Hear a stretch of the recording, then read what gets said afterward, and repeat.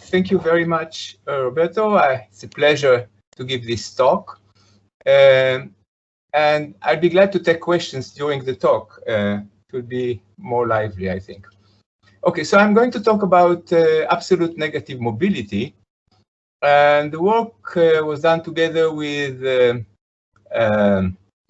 Civittini, who was Julian Civittini, who was a postdoc of mine at the time, and Harald Posch from Vienna. And there is some related work, which is more recently we have been doing. It's related in some way to this subject. Okay. What is absolute negative mobility? You take a system which is in some steady state. You apply a force F, and you measure the current. Okay, so you have the current versus force curve.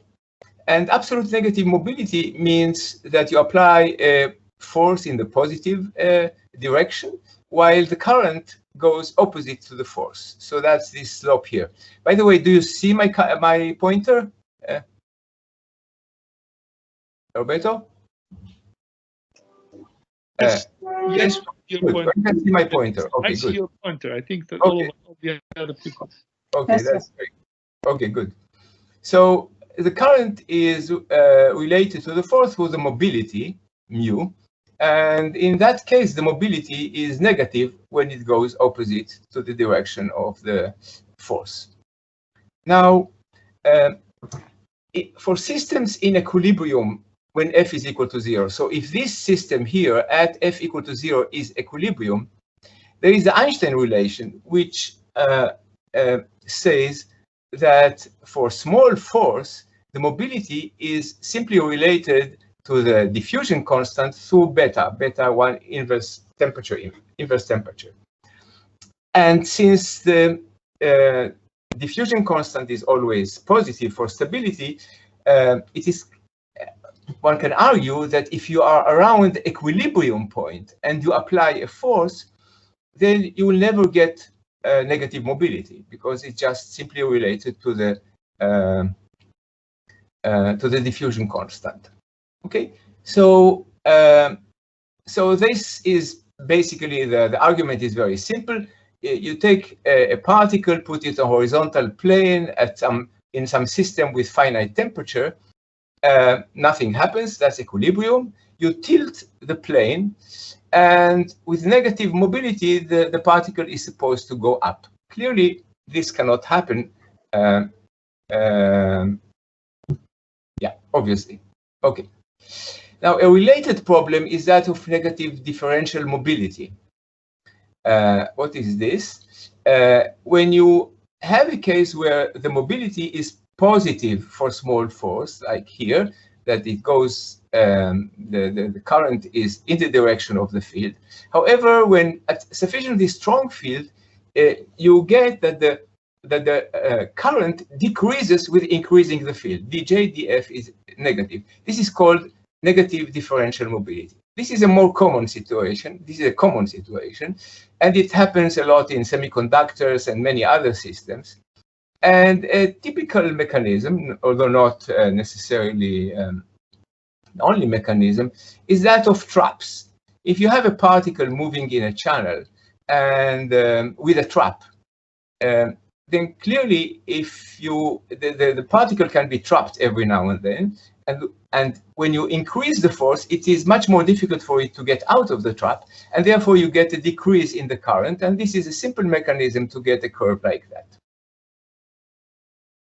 Okay, so with this argument that you cannot have absolute negative mobility near equilibrium, people tried to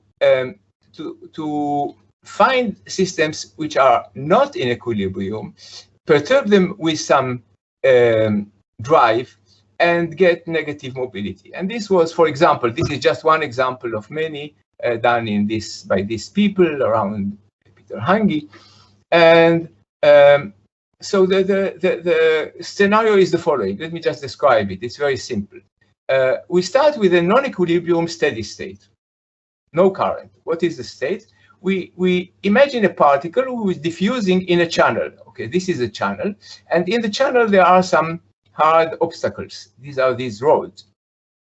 Okay, and this particle is diffusing, but it is subjected to a noise. Okay, but the noise is not Gaussian noise like you expect in equilibrium, but it's a dichotomous noise. That is, it can take two values, plus A and minus A, and it alternates with some either random flipping times or even periodically or whatever.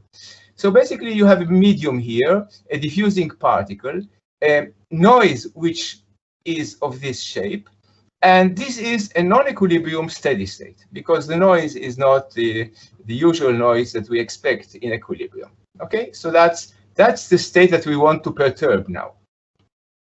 Now we apply a force to this state. We apply F, a driving force on this particle to move it along the chain.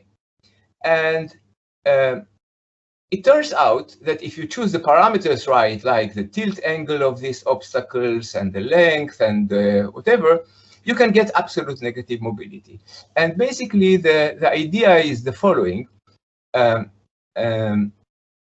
Yeah, suppose you have this dichotomous noise or periodic perturbation, right? So the drive could be either F plus A, sorry, either F plus A in the phase where this noise is positive, or F minus A when this noise is negative. Now suppose F plus A, of course, is positive. Suppose A is such, or the field, the drive field is such that F minus A is negative. So what happens is the following. This particle is diffusing in the phase where you have positive A, and it moves fast, and then it can get trapped, say here, in this trap. Now, since F plus A is a sufficiently strong force, it's hard for it to overcome this barrier, and it does it in very rarely. On the other hand, in the other phase where the noise is negative, it moves down. It can also get trapped somewhere, but the driving force is F minus. Oh, now there is an echo. Okay, F minus A, and then it's easier for it to get over the trap and go down, and therefore, in the end, the net effect would be that you get a negative current. Okay, so that's a possibility, and that's how, for example, you can generate a negative mobility in a system which is before drive, it is in non-equilibrium steady state. Okay, so this is a curve for this particular case, the velocity of the particle versus the force, and you see that at small forces it goes the mobility is negative. Now there are some experiments based on that which people did, and it was seen. I don't want to get into it. These are polystyrene beads, basically follow the same, more or less the same kind of protocol, and one can get negative mobility in these experiments. Other models people looked at, I will not get into it, around van der Broek, to introduce another model, Ising model for a Brownian. They call it Brownian donkey. Why donkey? Because donkey is a stubborn animal. You push it to the right, and it does whatever it wants. It can go to the left, and there is a model like that. I will not go into it, but just it's again non-equilibrium steady state, which is perturbed by drive and generates negative mobility. Now, what I would like to do is to argue that in these talks, the simple reasoning for no absolute negative mobility in equilibrium is too naive. One has to look at it more carefully. And the reason for that is that, in fact, when you look at these Einstein relations, mu is equal to beta d, mu and d in general are matrices. They are not scalars. And therefore, one has to be more careful when you say something about that actual mobility and relate it to the diffusion constant. Okay. What I would like to show is that, in fact, absolute negative mobility can take place around equilibrium. I will demonstrate it in a very simple model of a driven tracer. Okay. In fact, at some point, some time ago, there was a similar model considered in this context by Stefano Ola, who gave similar results. But I will talk about the model that I am going to introduce here. And then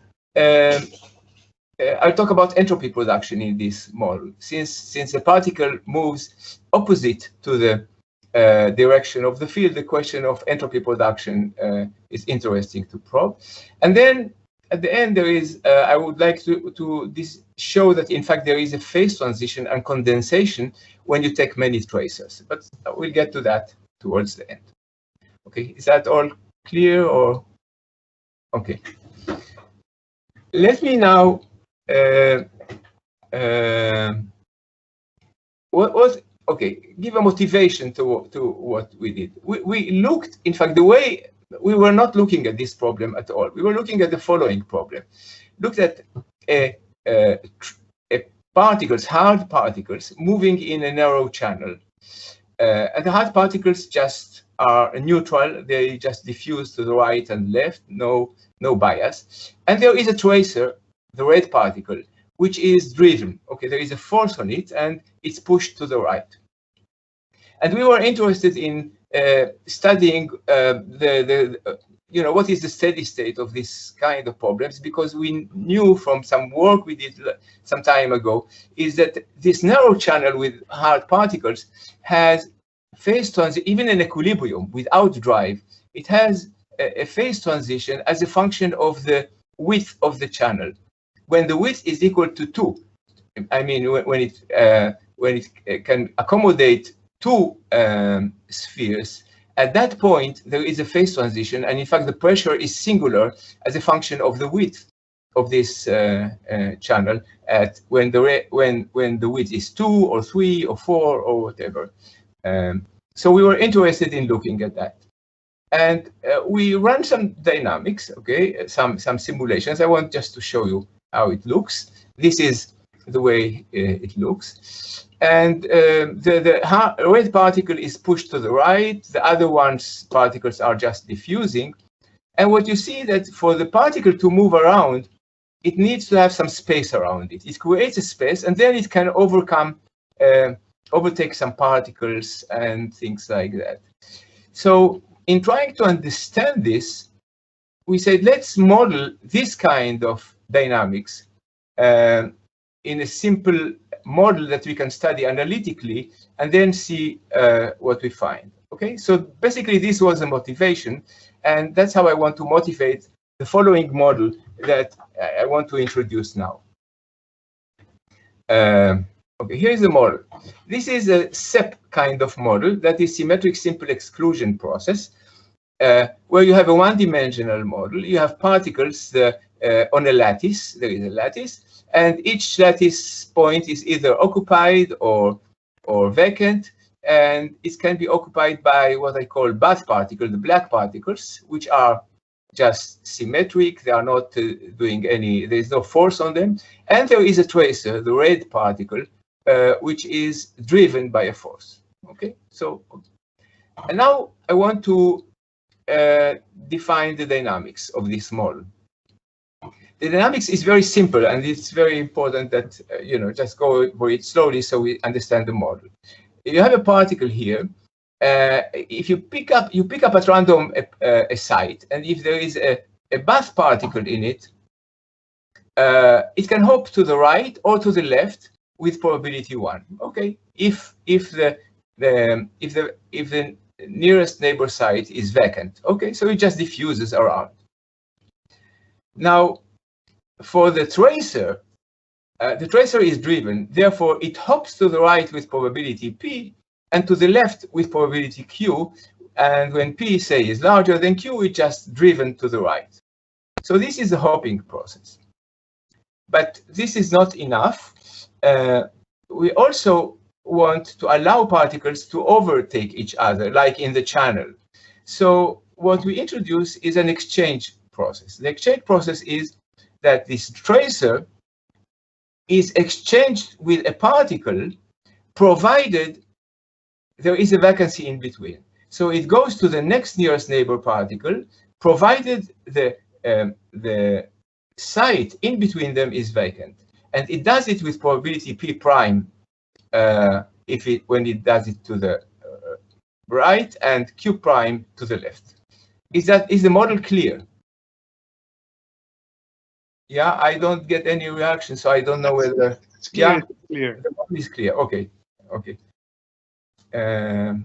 Good. So that's the model. It just either hop or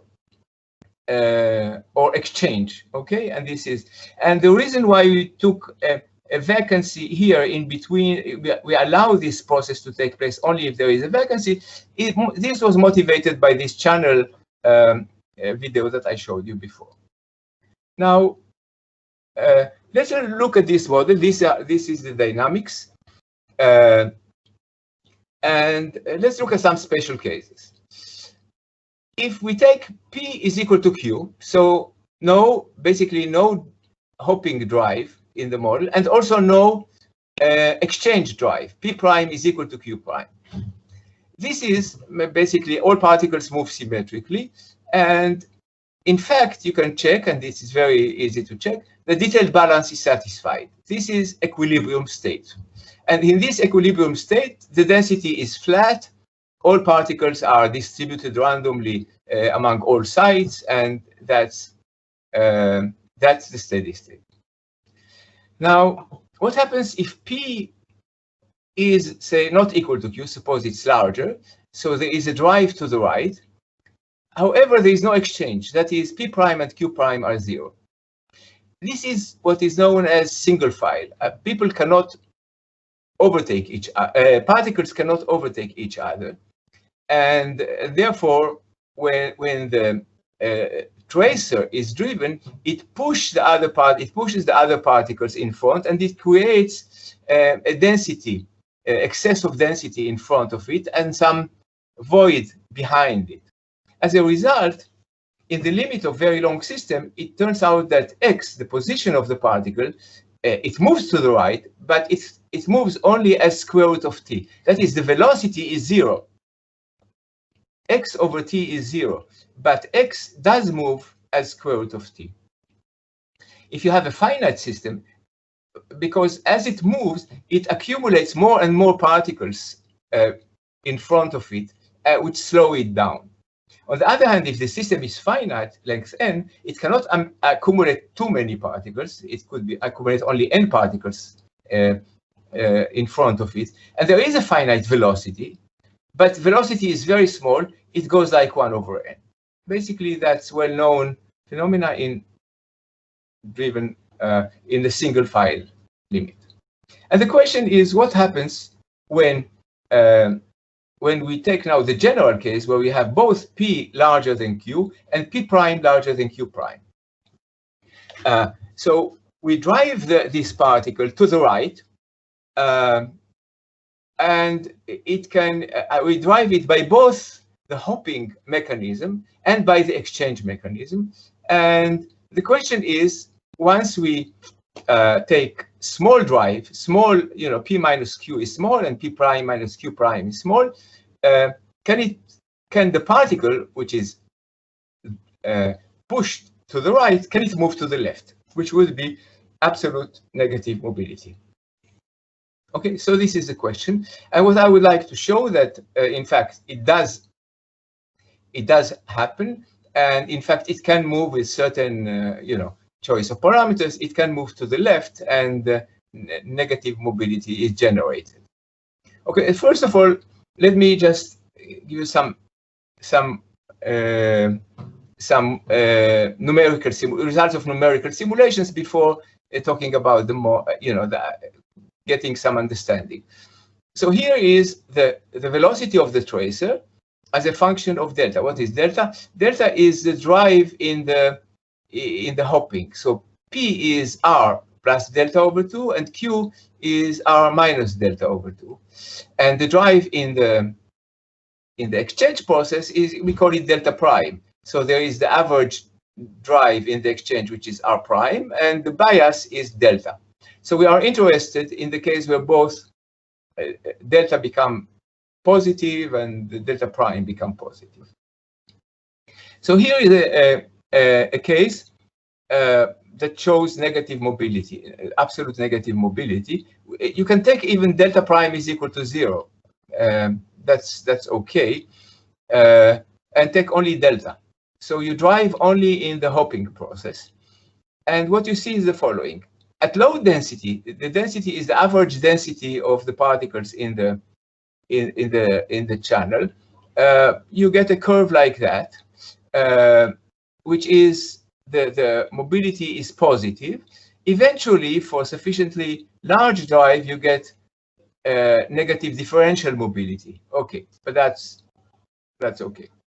On the other hand, if you go to large densities, rho equal 0.75 or rho is equal to 0.95, you see that you get absolute negative mobility. So you push it to the right and it moves to the left when you have high density. Okay, that's a result of simulation. And of course, you can change the parameters and you can see it in a region of phase space. It's not just, there's no fine tuning here. Okay, here is the density profile. The density profile at low dense as a function of the X system length. For low density, it creates, this is the red curve, it creates a bump ahead of the tracer, and then it becomes flat all over. On the other hand, high density, when you have the absolute negative mobility, it turns out that ahead of the tracer, the density is flat, but it creates an excess of holes behind it. So the density is lower behind it, and there is an if you want, excess of vacancies just behind it. And this is the density profile, the blue one, in the domain where you have absolute negative mobility. Okay, this is the bath particle current. This is not just the velocity of the tracer, and you see that the bath particles current is positive all the way, so there is no negative mobility there for the whole entire bath particle. It's just the tracer velocity which shows this negative mobility. Okay, now I want to talk a little bit how you analyze the model. And this is a way to get some insight into the process. We have this model on a ring. We put it on a ring. The sites are 1, 2, 3, 4, etc. And L-1 is the site behind it. We put a variable tau L on site L, which is either 0 or 1. If there is a vacancy, it's 0, and if there is a bath particles, it is 1.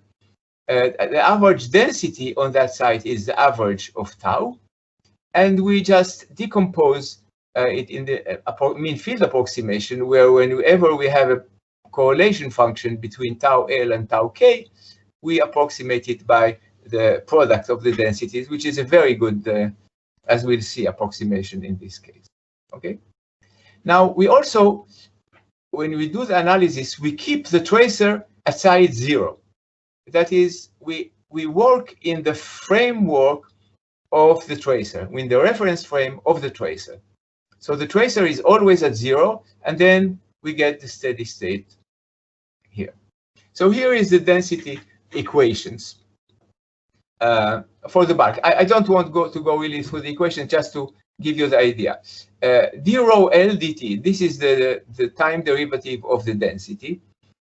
What are the processes? The process is either the particle at site L can hop to the right or to the left, and this gives this return, this first line here, because it can either go to rho L plus 1 or to rho L minus 1. It's just a diffusion process.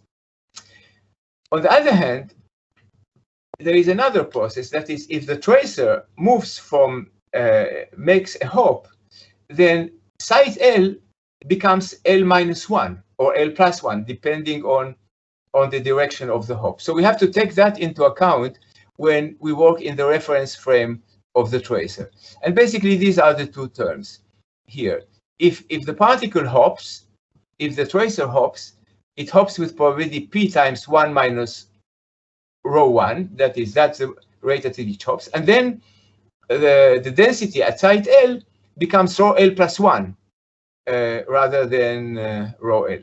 And similarly, when it hops backwards. And similarly, when you make an exchange process, the tracer makes an exchange process. So this is basically the kind of equations that we have. And there are other equations for the boundary conditions. I won't get into it. Now, so we have to solve these equations, okay, which we'll do. And then we calculate the velocity of the tracer. What is the velocity of the tracer? It's p times 1 minus rho 1. That's the rate at which it hops forward, minus q times 1 minus rho L minus 1. This is the rate at which it hops backwards. And similarly, with the exchange, with the exchange process is p prime. You need a vacancy in between sites 1 and 2, and then it hops to particle 2, so it's rho 2. And then since it hops 2 sites, there is a factor of 2 here, minus the similar thing for going backward. So basically, once we have the profile, solve these equations, we know the rows, the densities in the vicinity of the tracer. We can calculate the velocity, and we can see what happens. Okay. Now we do it in linear response. That is, we assume that the drive is small.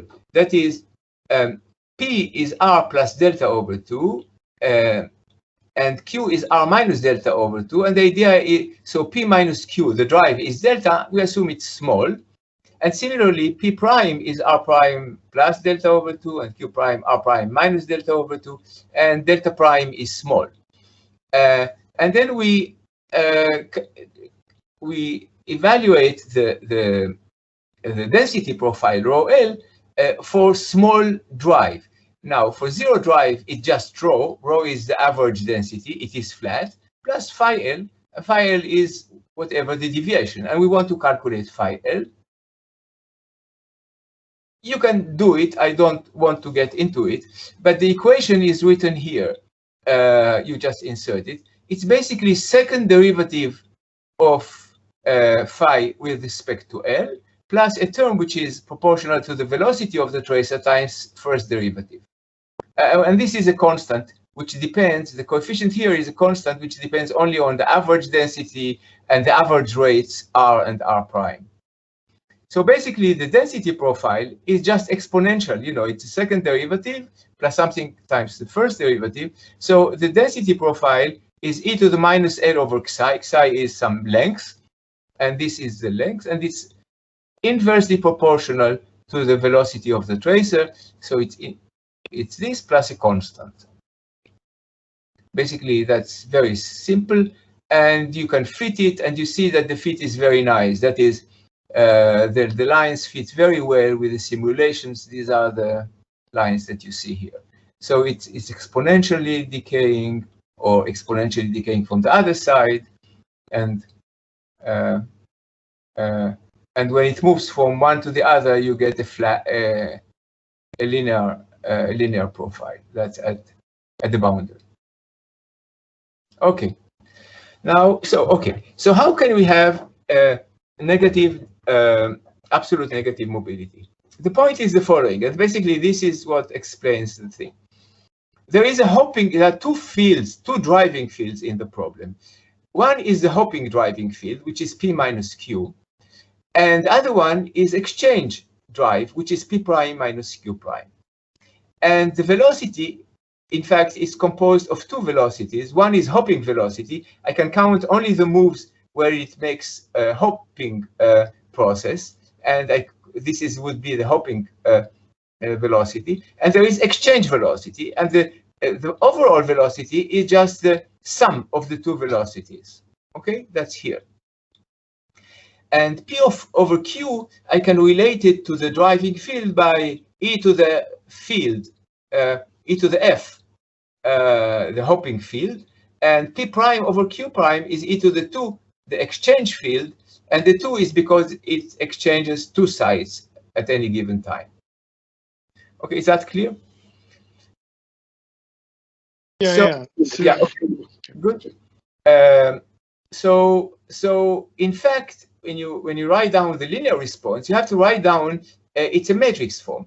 The velocity, the hopping velocity and exchange velocity is related to the two driving fields, F, E, and FH. And FH is just, if you just do it, it's L over R, and F is L prime over 2R prime.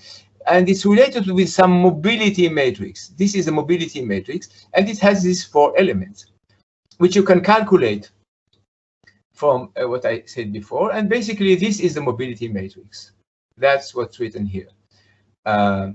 So the mobility is not a scalar like we discussed before. It's a matrix. It's a 2x2 matrix because there are 2 driving forces. Now, the velocity, the overall velocity is VH plus VE. You just multiply this matrix, and you see that with the tracer velocity, it just satisfies this relation.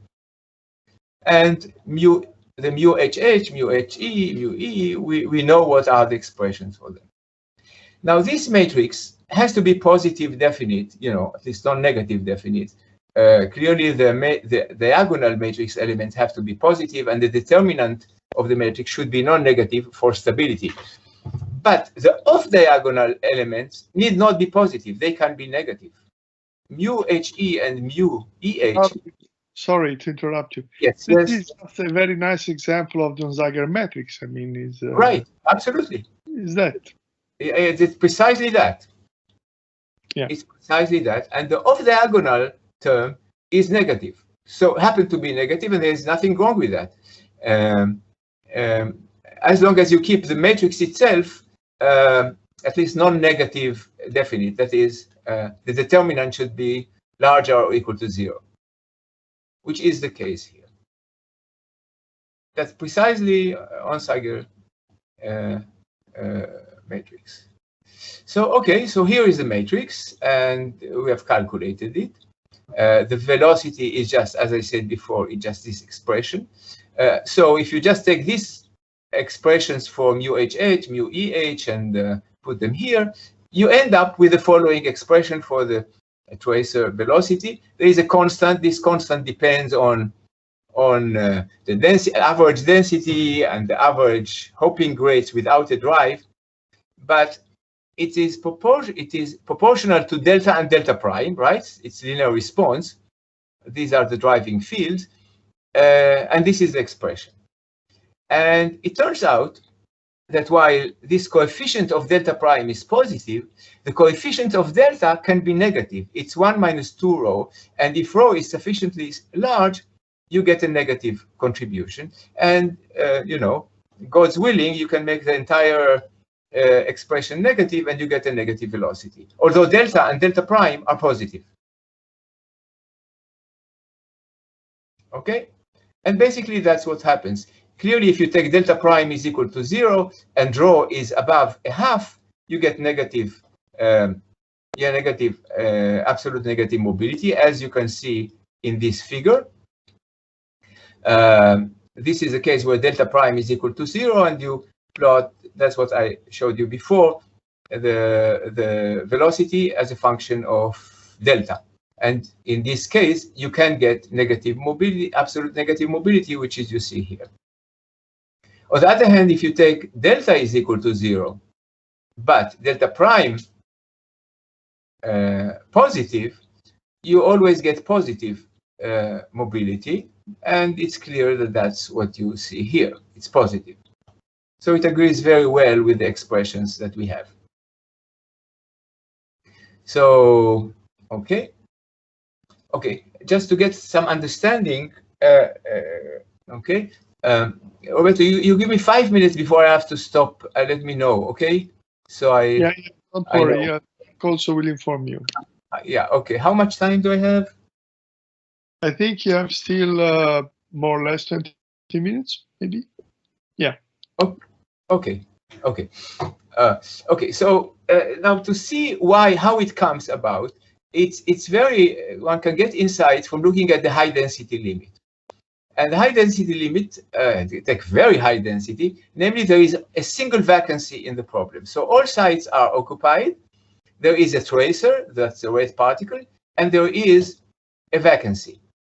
Now, as long as the vacancy is not adjacent to the tracer, nothing can happen. It just diffuses around the vacancy until they meet. Okay, so suppose they meet here. They have a tracer, a vacancy, and all the other sites are occupied. Now, how do you proceed? You can proceed in two ways. Either look at the left-hand side.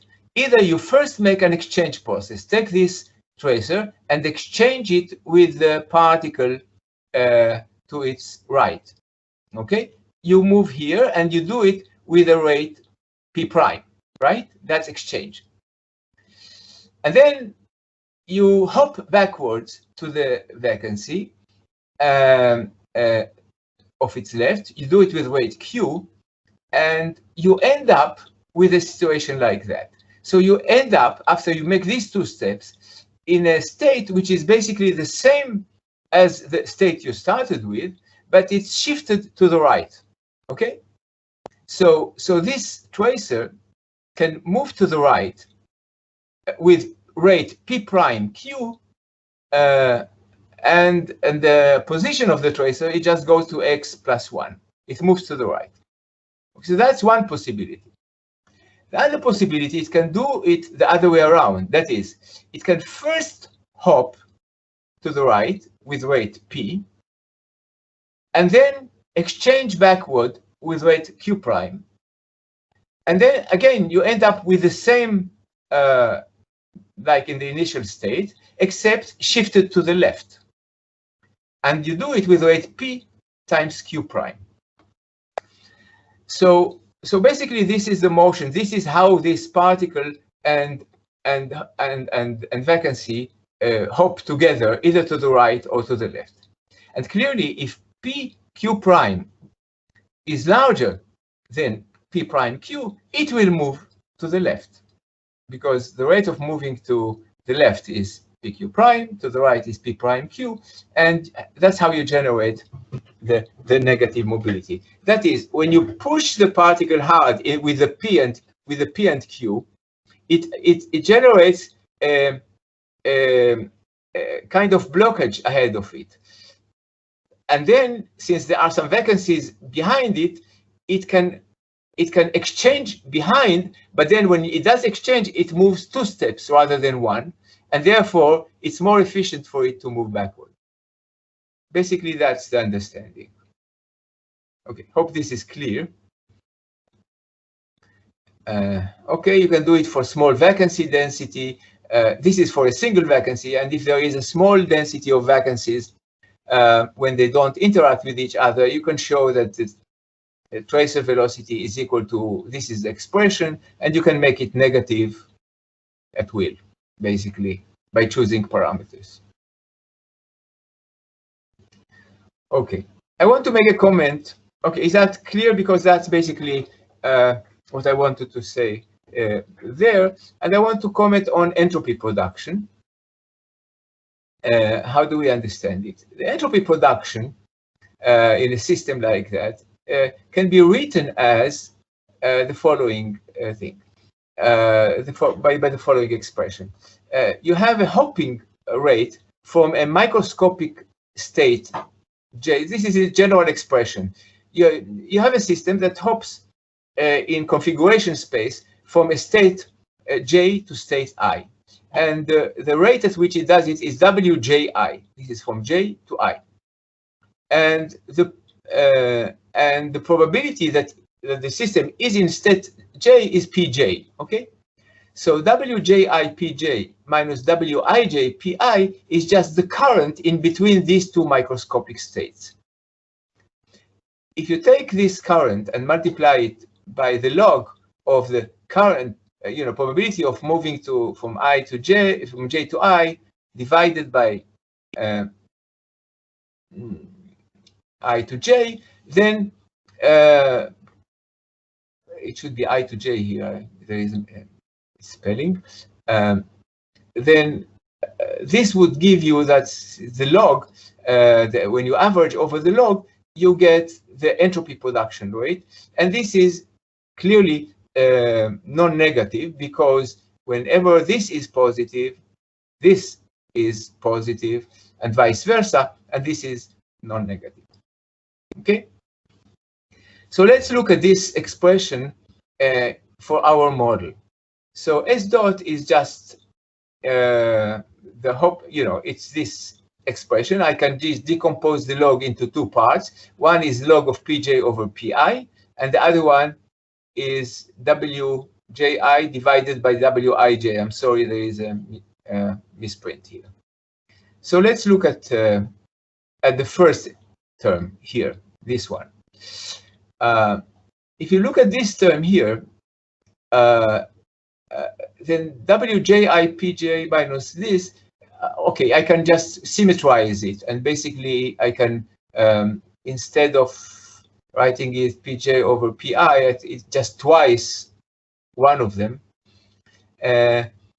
Now this term here, which is the current of going from j to I, is just p dpj dt. That's the rate at which the occupation of j site is there, and when you look at this, it's just ddt of this expression, and therefore this is zero, because in the steady state the pj's are always constant in the framework of the tracer, and this term is zero. So the only term that contributes to the entropy production is this term. Now you look at this term.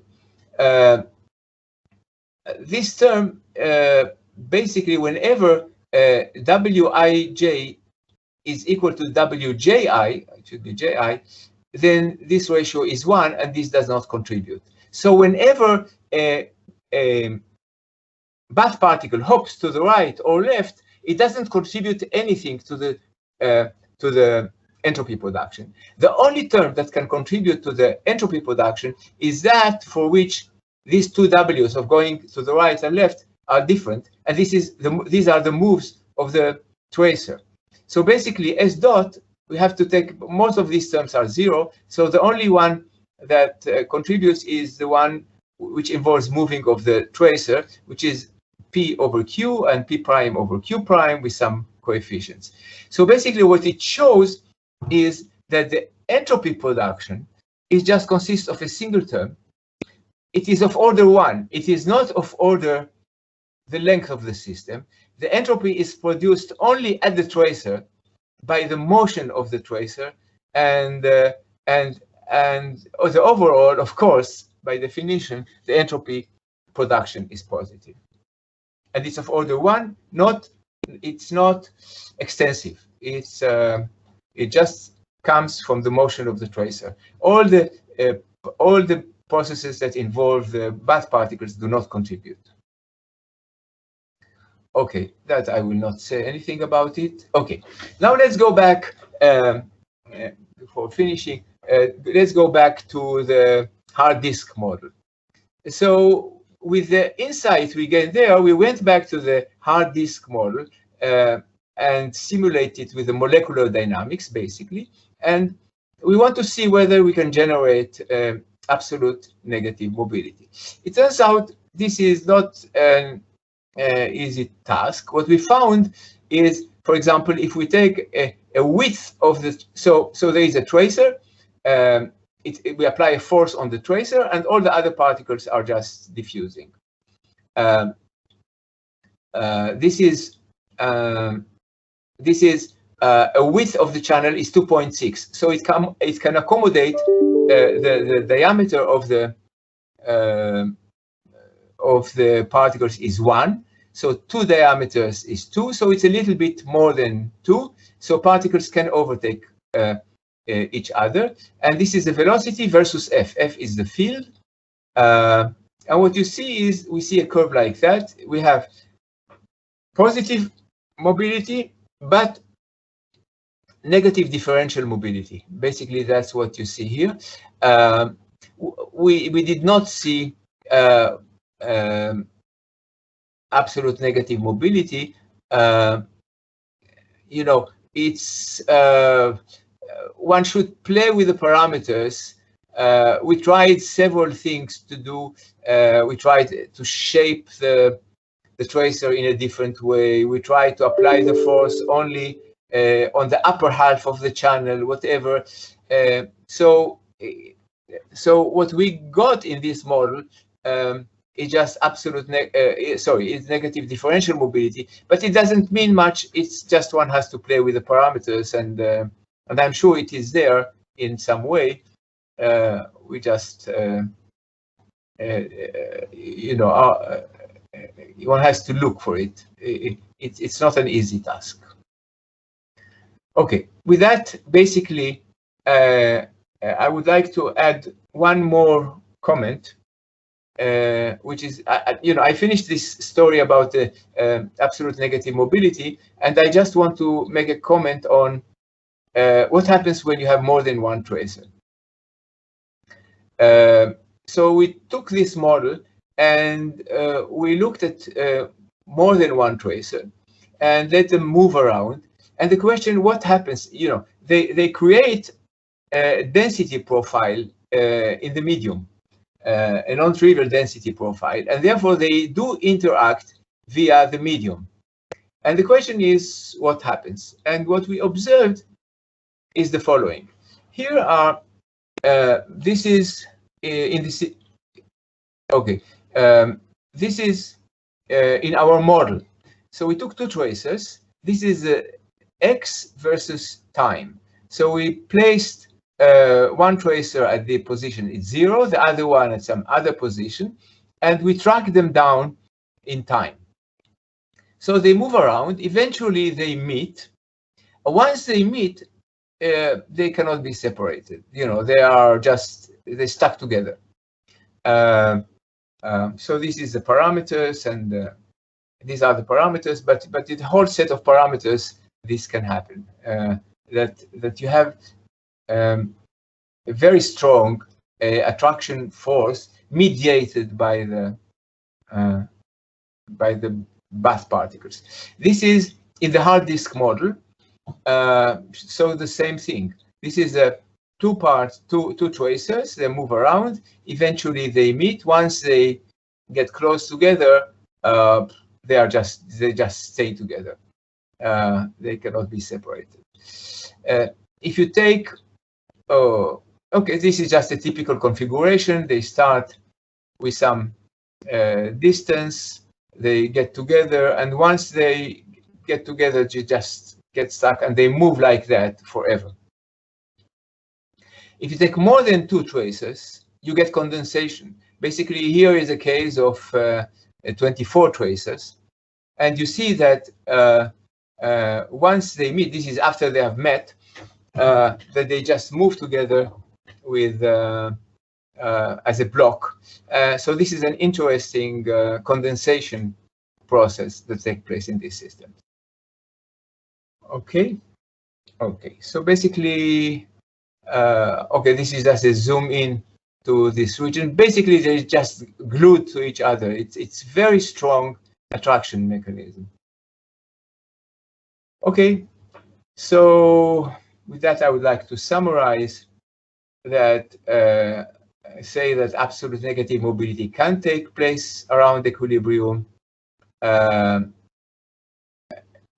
It requires more than one driving force. Okay, in the trivial case where it is only one driving mechanism, it does not take place, but in a more complicated situation, it does. We demonstrated it in a simple symmetric extrusion process. Okay, of course, it would be interesting to see it in the narrow channel, which I'm sure it's there, but it's a bit tedious. There is a strong attraction if you have more than one tracer, and it's mediated by bath particles. And as a result, there is a phase separation, and even a phase transition could be a phase transition from a region where they don't attract each other to a domain where they do attract each other. So, and that is an interesting thing to explore. Okay, so with that, I'm done. Thank you, David. Thank you very much.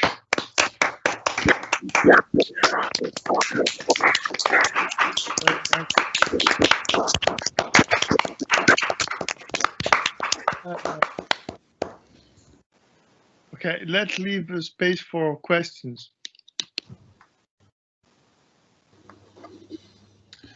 Yes, I see that Andrea Gambassi has a question. Yes. Hi, can you hear me?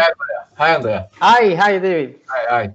So thank you very much for the talk. So I have a question about this effective interaction among tracers, because it looks like something which is very dear to me, like this fluctuation-induced forces. Right. Can you sort of really assign a force to it, potential? Imagine you keep the tracer at a certain distance, so you plug a spring. Can you define an effective interaction potential between them?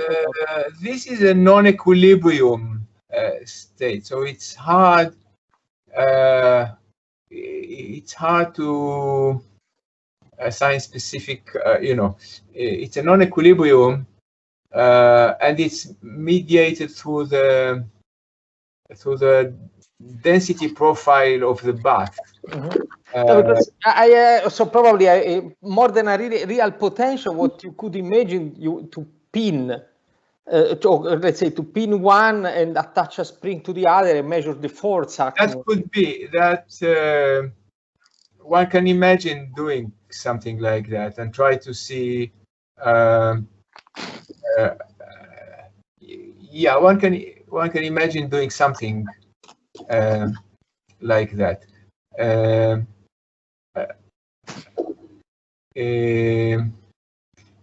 Actually, we are now trying to look into a simpler model that shows this attraction. Okay. And we can calculate the rate at which they move towards each other.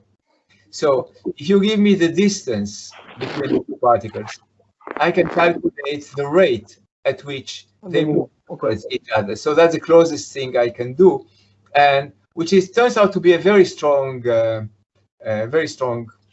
attraction. So we are just, yeah. So that's how we look at it. You take the two tracers and you look at the rate at which they move towards each other. Yeah. Okay, thank you. Yeah, okay, thanks.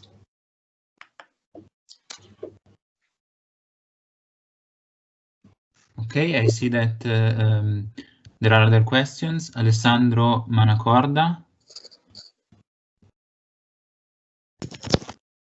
Hello, thank you for this very nice talk. I wanted to ask you about the choice of the hopping of the particles when you choose to make a lattice model where you can have a hopping with a vacancy in between. Right. Well, I was thinking with a more natural choice to have an hopping where you have next neighbor's particle. What is the reason of this choice and how does it affect the model? Okay. The motivation was to look, when we looked at this, channel, particles in a channel, and we saw that for the tracer to move around, it needs some vacancy, some more space. So we wanted to put a vacancy there. Now we could have put them in between, or we could have put the vacancy just behind the second particle. You understand what I mean?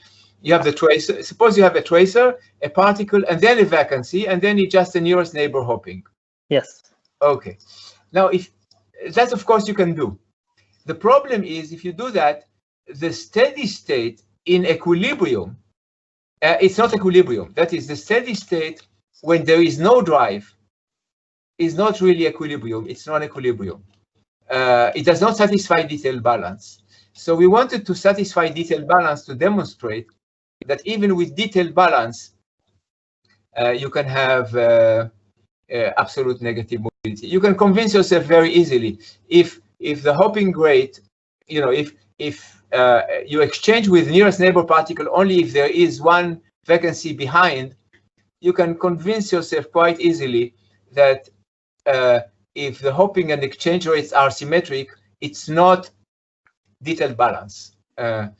Only when it's in between, then you have detailed balance, and that's why we picked up this way. It's a very good question. But the same phenomenon happens. You can, you get absolute negative mobility even if you take the vacancy, behind the other particle, not in between. It's the same, except that it's not. The state itself is not a detailed balance. The undriven one. Okay, and very clear. And this phenomenon. Did I answer your question? Yes, of course. Just to clarify, does this phenomenon of breaking of the detailed balance happen also if you allow exchange between next neighbors, for instance, without the need of any vacancies? If there is no then you don't break any detailed balance. But I'm not sure that you will get if you don't demand that there is a vacancy in between or nearby. I don't think you get absolute negative mobility. Okay. You need a vacancy. Yeah. Thank you very much. Yeah.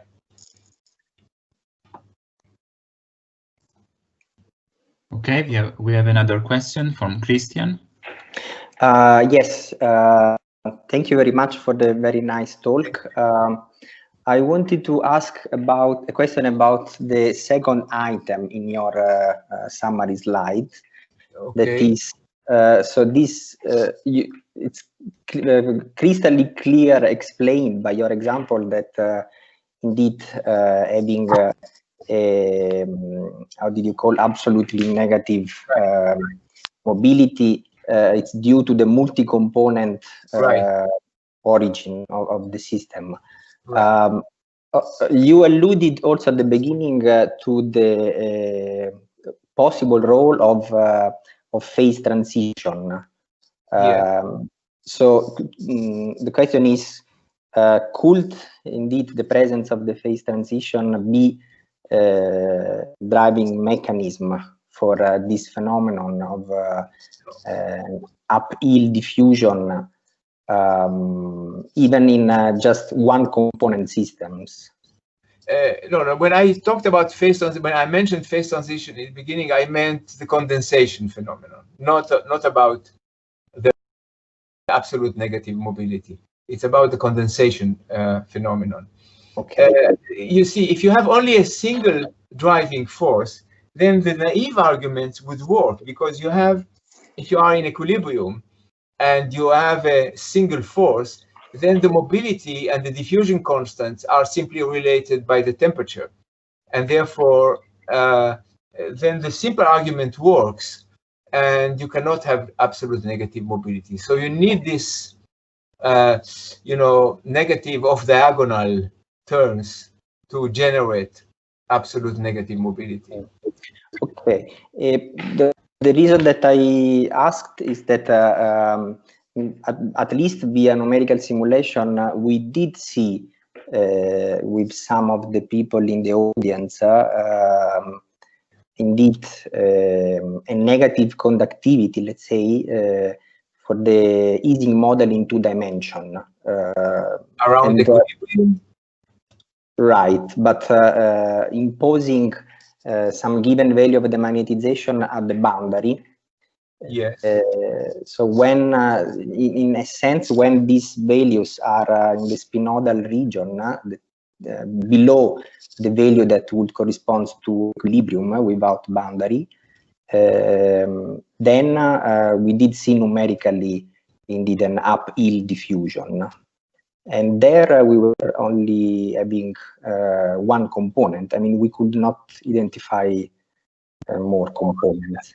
I would love to see that. I would love to see more details, and you can discuss it. So you have a state where you have you're already in the ordered phase of the Ising, right? Right, below the critical temperature, yeah. Below the critical temperature, and you have coexistence of two phases, I guess. Yes, indeed. So yeah, I have to think about it, but maybe in some way, in some way there must. I would expect to have two driving mechanisms, maybe because of the two phases. But I would love to see the results. It sounds very interesting. That will be nice. Okay, thank you. So if you can get in touch with me, it would be great. Sure. Mm-hmm. Yeah.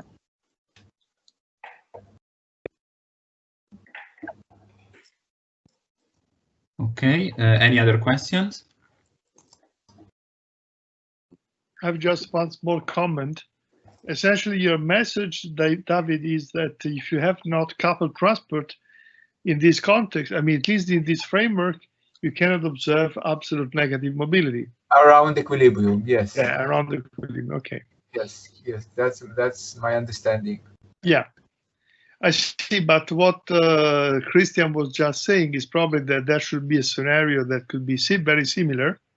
And okay, it's very nice. Very okay, nice. I would like to see that. Me too. I also would like if Christian is so. How do you reconcile Einstein relations within this case? Yeah, That's interesting. Yeah.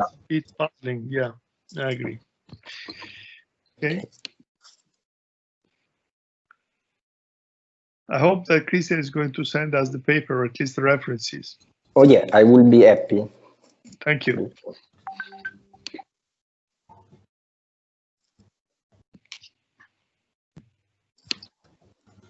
Okay, any other questions?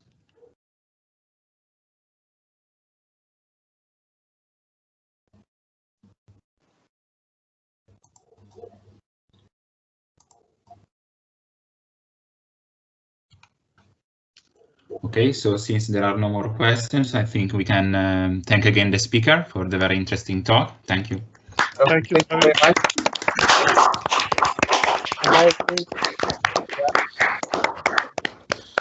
Thank you very much, David. Okay. Very Thank nice you. talk. Yeah, thank you. Okay, bye-bye. Bye to everybody. Bye to everybody. Hi, David. Hi. Hello. Hi.